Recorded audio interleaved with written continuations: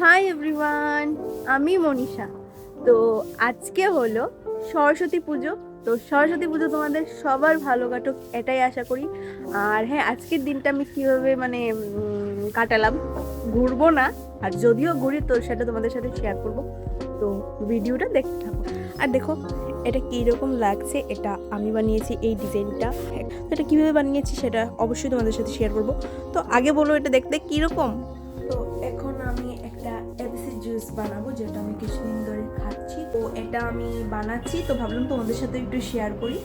এখানে আমি নিয়েছি তোমার গাজর নিয়েছি, আমলা নিয়েছি, তারপর এখানে কমলা লেবু, একটু পুদিনা, তারপর এখানে তোমার আছে আদা। তো এগুলো এবার মিক্সিতে একদম মিক্সিতে দিব, একটা হেলদি জুস হয়ে যাবে, যেটাকে এবিসি জুস বলে।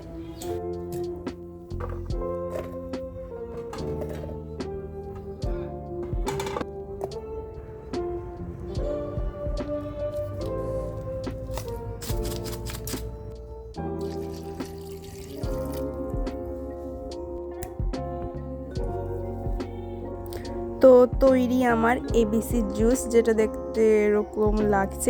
এটার মধ্যে বিটরুটটা দিলে একটু লাল হয়ে দেখতে ভালো লাগে। টেস্ট কিন্তু ভালো, এটা এতটাও বাজে টেস্ট না, খুবই ভালো। একটু সল্ট দিয়েছি, ব্ল্যাক সল্ট। তো খাওয়া যাক।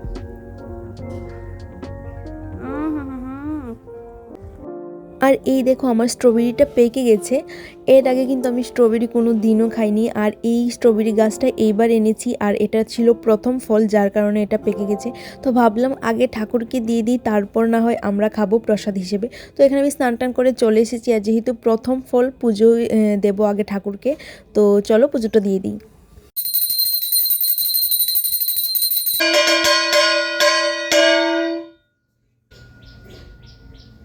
তো এখানে আমার পুজো দেওয়া কমপ্লিট, আর তারপরে আমি সরস্বতী মার নাম লিখছিলাম 108 বার।